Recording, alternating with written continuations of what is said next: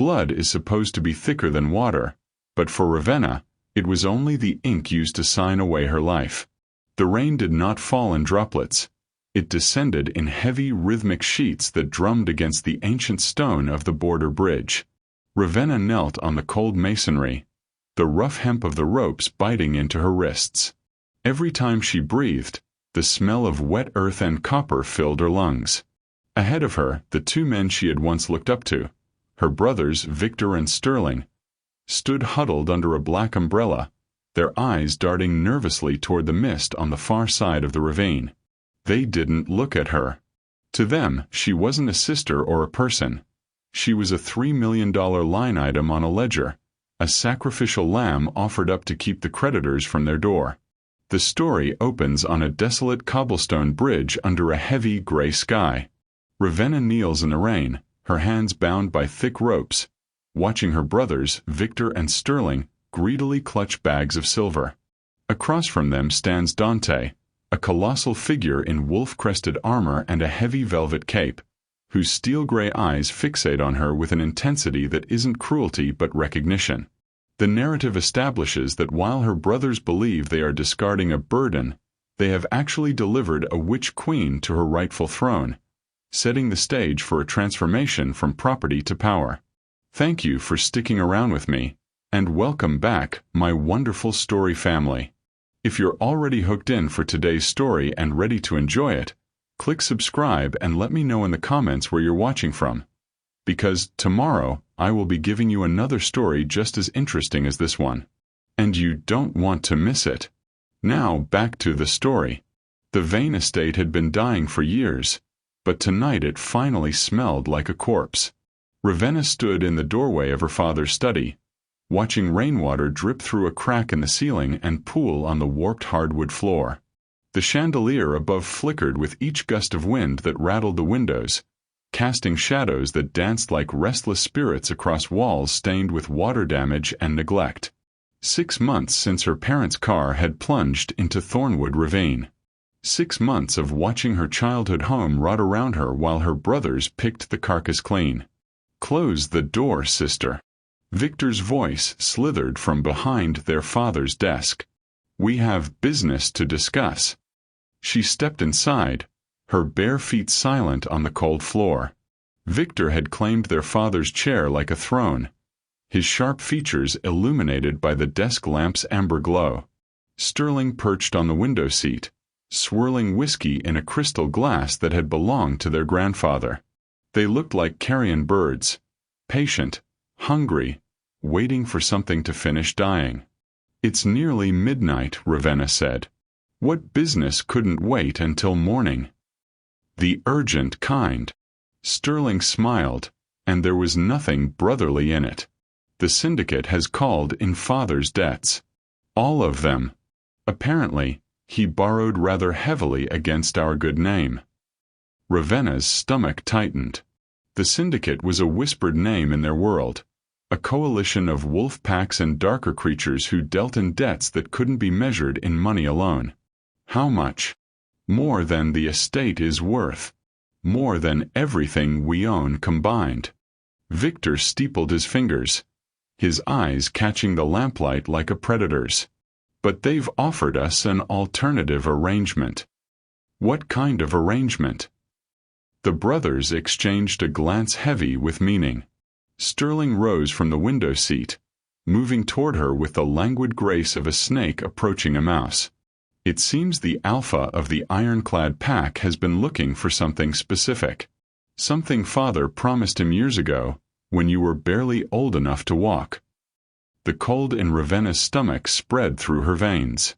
"What did he promise?" "You." The word hung in the air like a blade. Ravenna took a step backward, her spine hitting the closed door. "You're lying. Father made a deal." Victor rose from behind the desk, pulling a coil of rope from a drawer. "We're simply honoring it. The Alpha pays the syndicate directly, our debts are cleared, and you go to live with your new owner." "I'm not property." Her voice came out steadier than she felt. "You can't sell me." "We're not selling you." Sterling's hand closed around her arm, his grip bruising. "We're transferring a pre-existing obligation. There's paperwork and everything. Father's signature, dated 22 years ago. The night you were born." Ravenna struggled, but Victor was already behind her, wrenching her arms back, wrapping the rope around her wrists with practiced efficiency. The hemp bit into her skin, rough and unforgiving. Mother would never have agreed to this. Mother didn't have a choice. Neither do you. Victor jerked the rope tight, and Ravenna bit back a cry of pain. "The Alpha's men will be waiting at Harrow Bridge in 1 hour. I suggest you use the time to make peace with your new circumstances." They dragged her through the decaying halls of her childhood home, past portraits of ancestors who seemed to watch with hollow disapproval, past the locked door of her mother's greenhouse where white peonies had once bloomed. The rain had intensified, hammering against the windows like fists demanding entry. At the front door, Sterling paused, cupping her chin in his cold hand. "Try to be grateful, sister. The Alpha is powerful, wealthy, and apparently obsessed with you. Most women would kill for such a match. Most women weren't sold by their own blood." His smile widened. "No. I suppose that does make you special." They pushed her into the waiting car, and the Vane estate disappeared behind curtains of silver rain. Ravenna watched it go, her wrists burning, her heart hammering against her ribs, and made herself a promise in the darkness. She would survive this night, and then she would make them pay for every single second of it. Harrow Bridge stretched across the river like a sleeping serpent, its black steel bones glistening under the assault of rain. Ravenna's bare feet slipped against the metal grating as her brothers forced her forward, the cold biting deep into flesh already numbed by shock and fear. Ahead, 3 black SUVs waited at the bridge's center, their headlights cutting through the darkness like predatory eyes. Men in tactical gear flanked the vehicles, their postures too still, their eyes catching gold in the reflected light. Wolves, every one of them. Ravenna had grown up on the edges of pack society, close enough to recognize the signs, distant enough to never truly belong. Now she was about to belong to one of them, whether she wanted to or not. "Keep walking." Victor's hand pressed between her shoulder blades, shoving her forward. "And try not to embarrass us." 4 men emerged from the vehicles carrying reinforced cases. They set them at the halfway point and opened them in unison, revealing stacks of cash so thick they seemed unreal. Enough money to rebuild the Vane estate 3 times over. Enough money to buy a life. Her life. But Ravenna's attention wasn't on the money. It was on the figure stepping from the center SUV, and suddenly, the rain and cold and fear faded into background noise against the overwhelming presence of him. He was enormous, well over 6 feet, with shoulders that could block out the moon and hands that looked capable of crushing steel. Rain-plastered black hair to a face carved from angles and shadows, all sharp cheekbones and a jaw that could have been cut from granite. But it was his eyes that stopped her breath. Storm gray ringed with amber fire, fixed on her with an intensity that made her feel like the only person in the universe.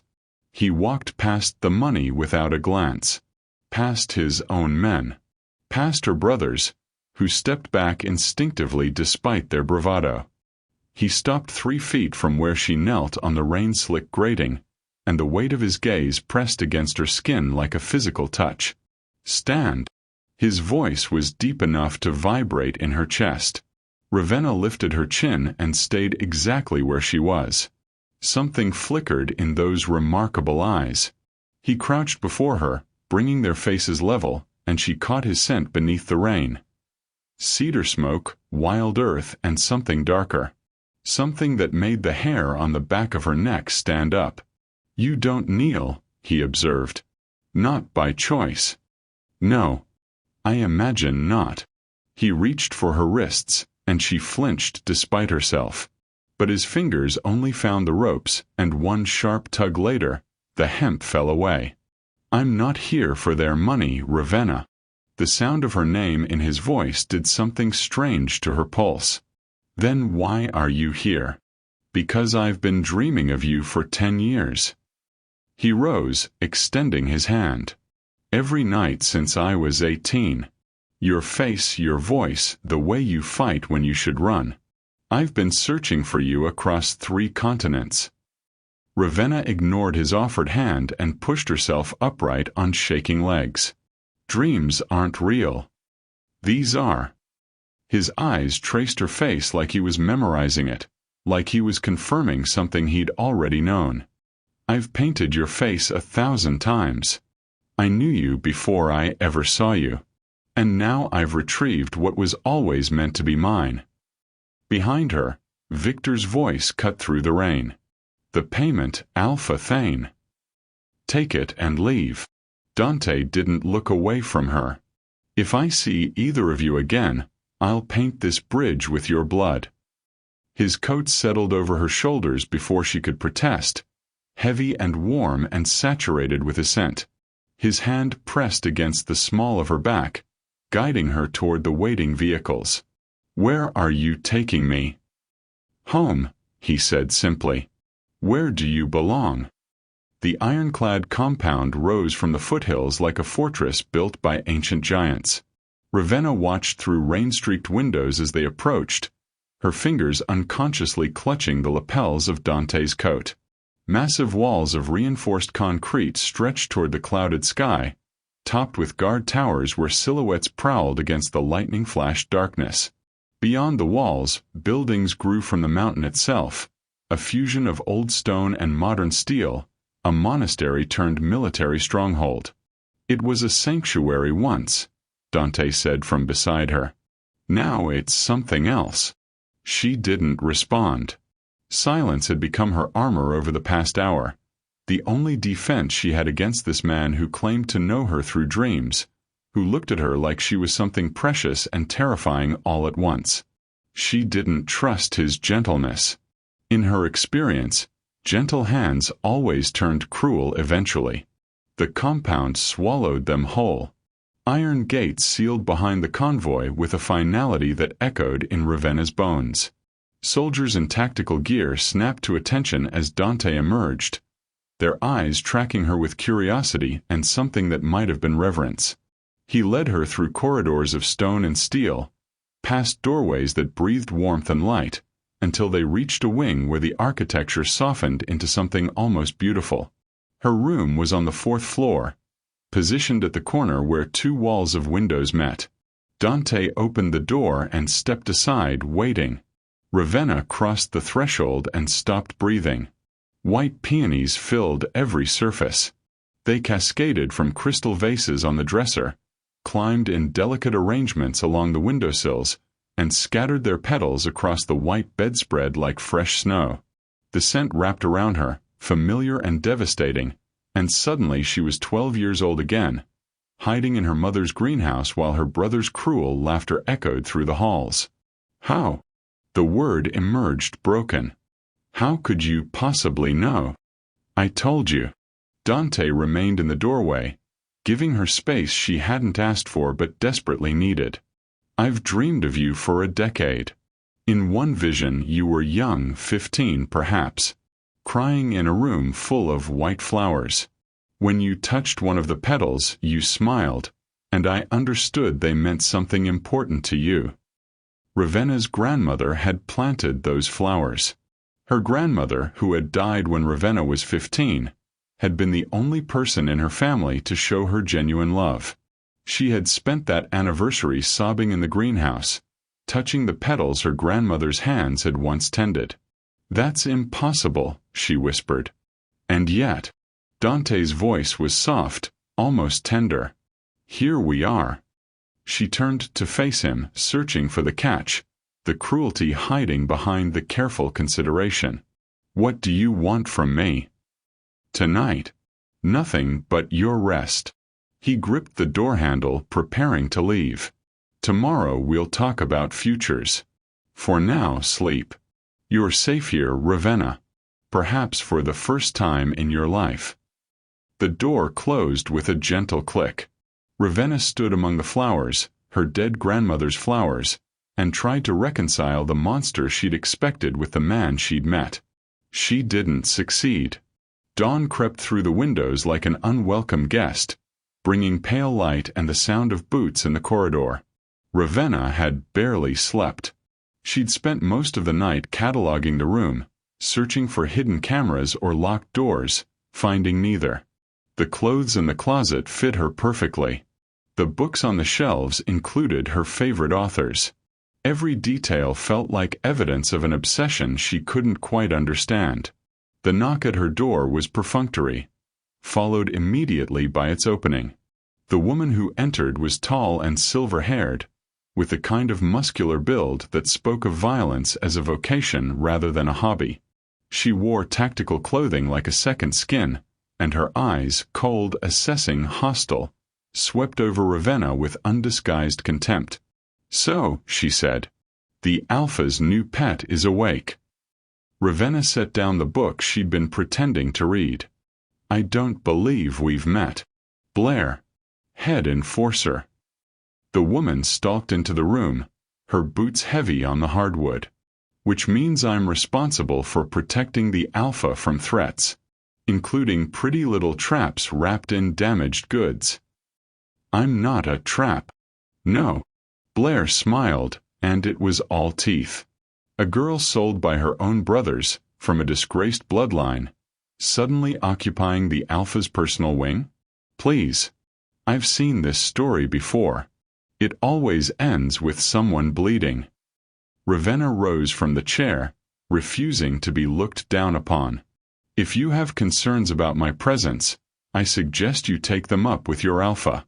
He's the one who brought me here. The Alpha is thinking with something other than his brain." Blair stepped closer, using her height advantage like a weapon. "I'm thinking with mine. So let me be clear, you have no pack. No power. No protection beyond Dante's inexplicable interest. And interests fade. Is that a threat?"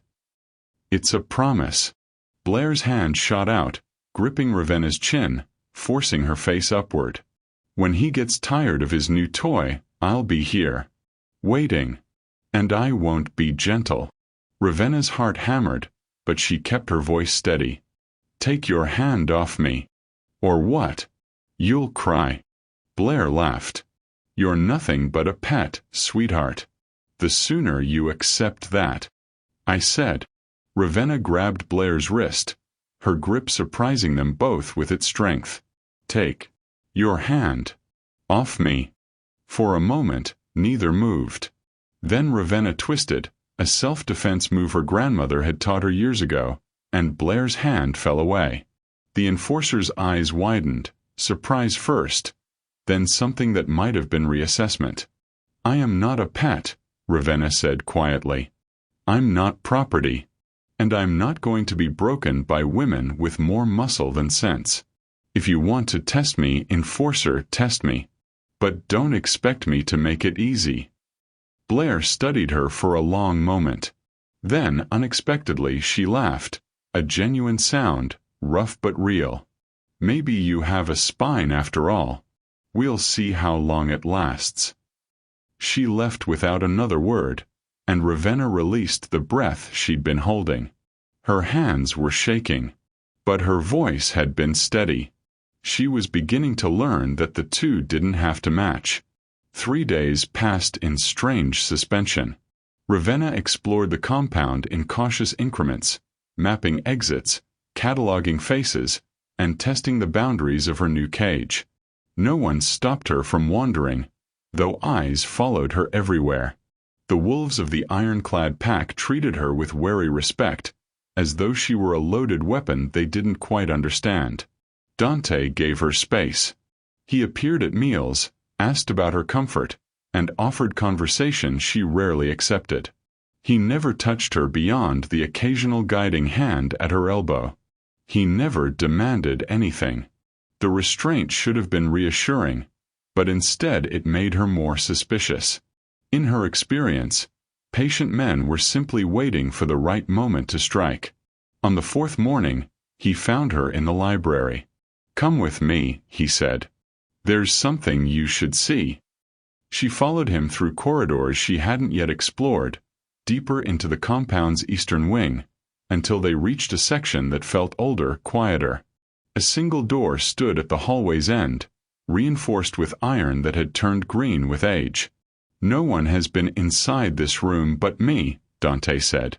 "Not in 10 years." He produced a key from his pocket, ancient and heavy, and the lock opened with a sound like a held breath finally released. "I need you to understand who I am. What I've been doing. Why did I need to find you?" He pushed the door open. The studio beyond was vast, lit by skylights that turned morning sun into cascading gold. Canvases covered every wall, stacked on the floor, leaned against furniture, and hung from wires stretched across the ceiling. Hundreds of them. Perhaps thousands. And every single one showed her face. Ravenna walked forward in a daze. Here she was laughing, head thrown back in joy she'd never felt. There she was sleeping peacefully, crying softly, reading in warm sunlight. Fighting. Dancing. Running through the rain. 1,000 moments she'd never lived, captured in oil and canvas by hands that shouldn't have known her at all. "I started the night of my first dream." Dante's voice was rough behind her. "I was 18. I woke up with your face burning behind my eyes and knew I would go mad if I didn't get it out of my head. So I painted. And the next night I dreamed again. And the next. 10 years. Ravenna touched a canvas.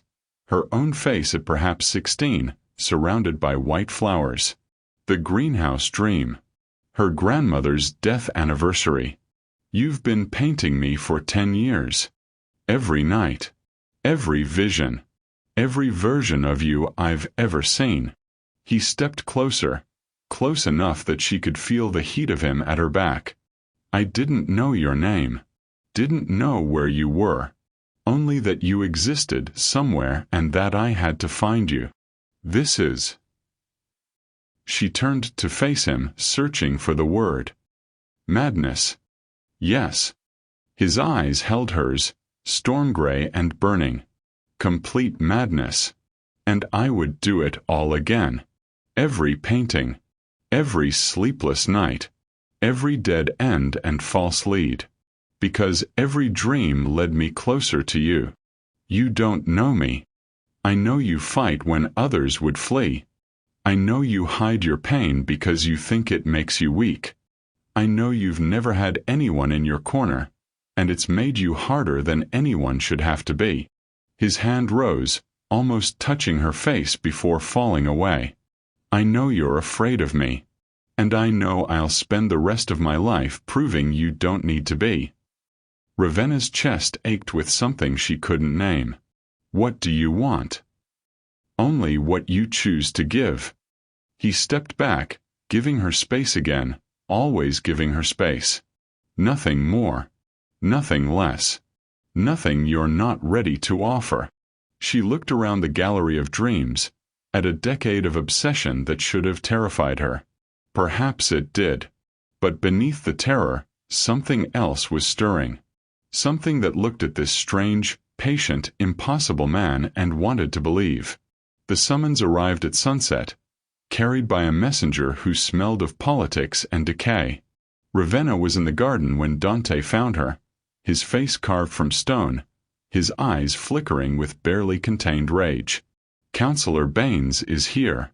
He has a warrant for your arrest."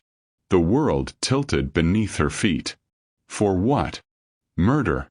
The word fell like an executioner's blade. "Your brothers have accused you of orchestrating your parents' deaths. They claim you sabotaged their car in retribution for being denied access to the family fortune." "That's a lie."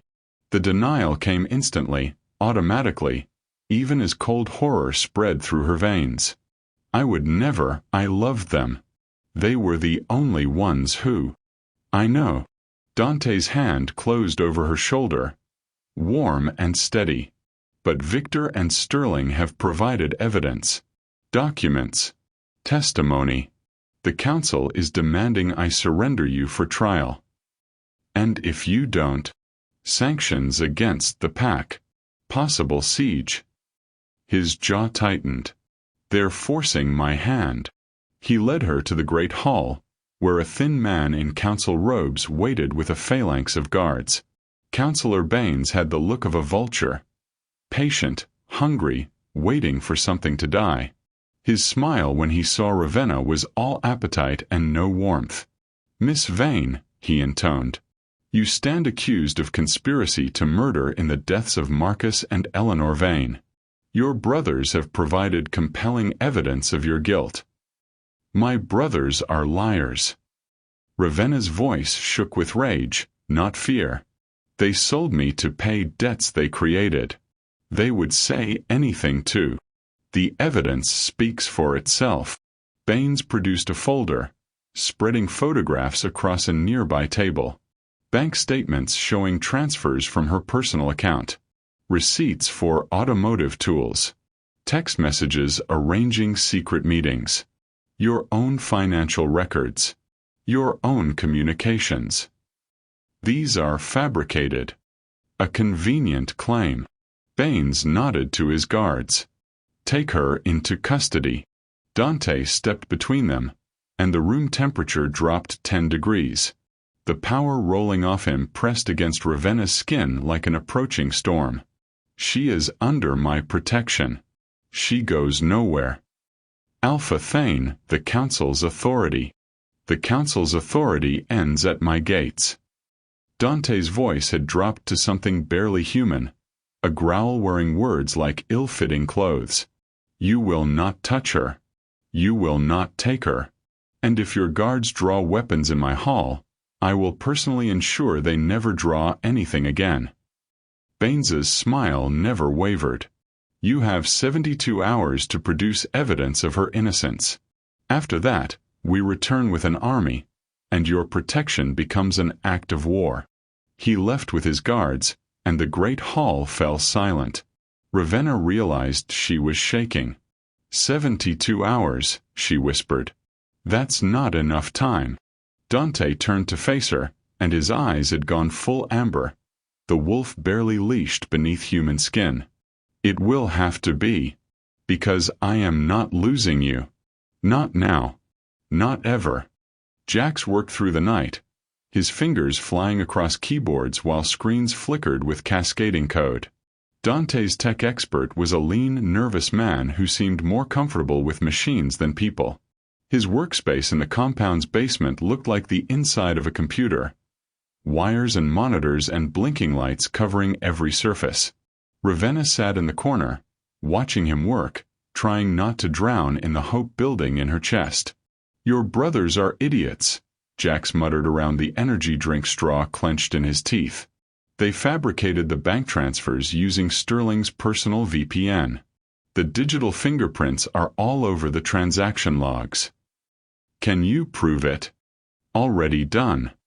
He pulled up a window showing lines of code. But that's not the best part. He switched screens, and suddenly, Ravenna was looking at grainy security footage. A hardware store. A familiar figure approaches the counter, purchasing an armful of automotive tools. The timestamp showed 2 days before her parents' accident. Sterling. Her brother Sterling, buying brake-cutting equipment with his own hands. They forgot about external security cameras, Jax explained. The store system was ancient, but it uploaded to a cloud backup before Sterling's people could scrub it. I found 3 more locations with similar footage. Victor is purchasing cable cutters. Sterling is picking up hydraulic fluid. All of it timestamped, all of it verified. Ravenna stared at the screen, watching her brother pay for the tools that killed their parents. They really did it. They murdered them. And tried to frame you for it. Jax's voice softened slightly. I've already sent copies to every council member and Pack Alpha in the territory. By morning, your brothers won't be able to hide anywhere. Dante appeared in the doorway, his presence filling the small space. Will this be enough to clear her name? It shifts suspicion entirely onto them. But Baines will probably demand a formal hearing. Jax hesitated.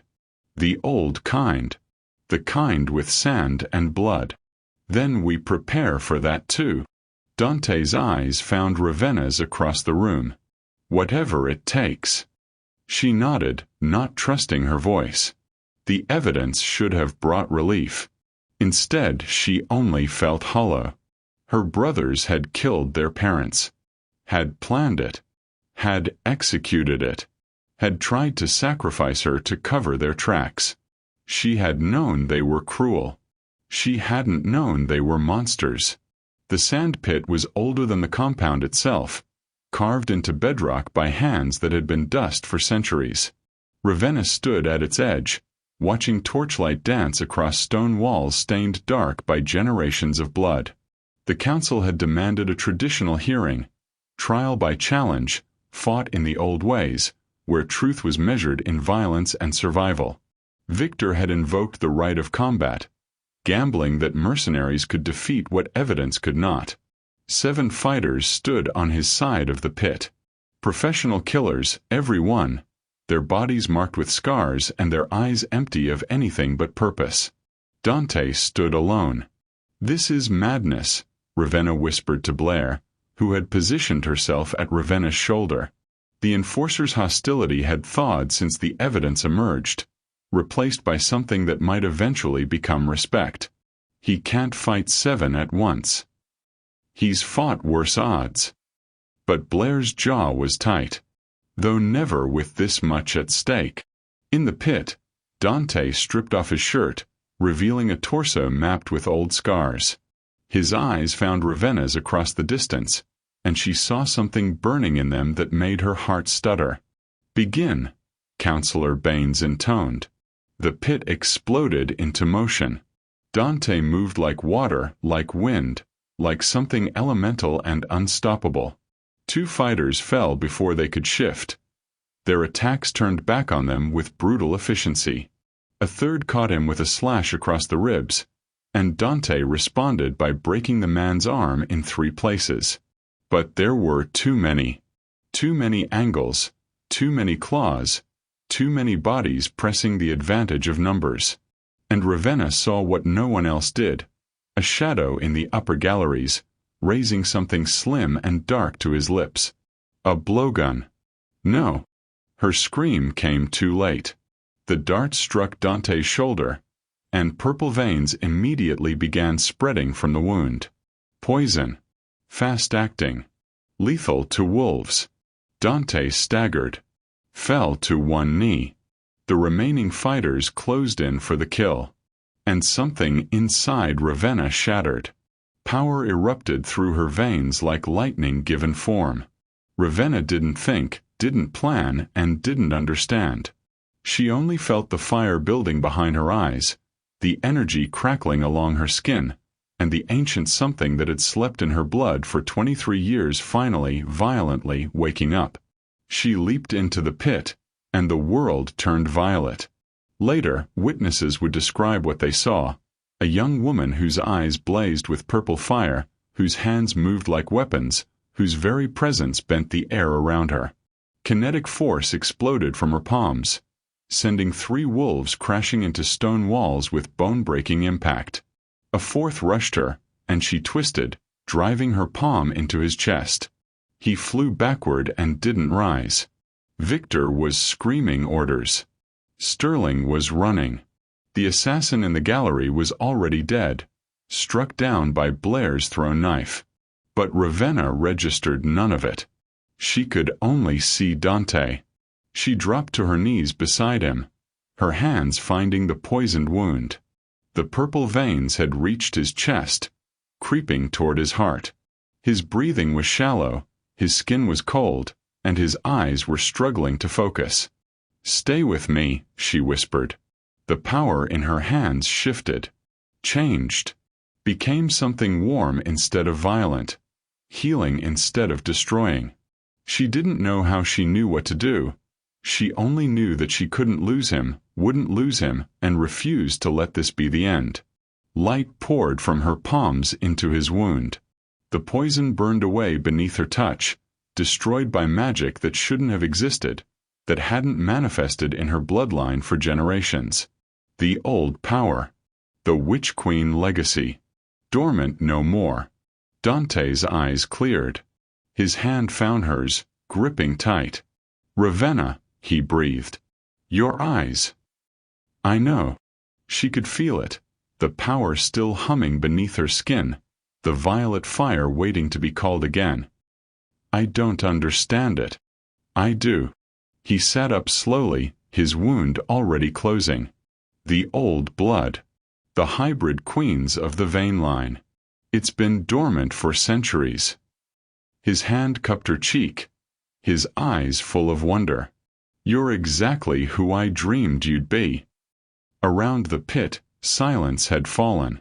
Ravenna looked up to find every wolf in attendance on their knees, soldiers and enforcers and council members alike, their heads bowed before her. Even Blair had knelt, her expression caught between shock and something like awe. Dante rose, pulling her up beside him. His voice rang through the stone chamber like a war drum, like a vow. "The ironclad pack has a new queen. My mate. My equal. Anyone who threatens her threatens me. Anyone who challenges her right to stand at my side will die by my hand." Victor and Sterling were being dragged away in chains, their hired killers dead or dying. Councillor Baines had gone pale, his political calculations crumbling before the power he hadn't anticipated. And Ravenna stood in the center of it all, violet fire fading from her eyes, a crown she'd never asked for settling onto her brow. She had been sold like property. She had been framed for murder. She had spent her entire life alone. Now she was something else entirely. Dante's hand found hers, warm and steady, and when she looked at him, she saw 10 years of dreams finally made real.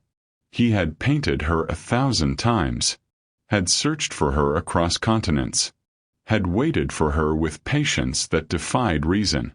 "What happens now?" she asked. His smile was slow and certain. "Now we write a new story. Together." Outside, dawn was breaking over the iron citadel. And Ravenna Vane, sold, framed, betrayed, and transformed, watched the sun rise on the first day of her new life. She was the hybrid queen. And she was just getting started. Thank you for watching this story to the end.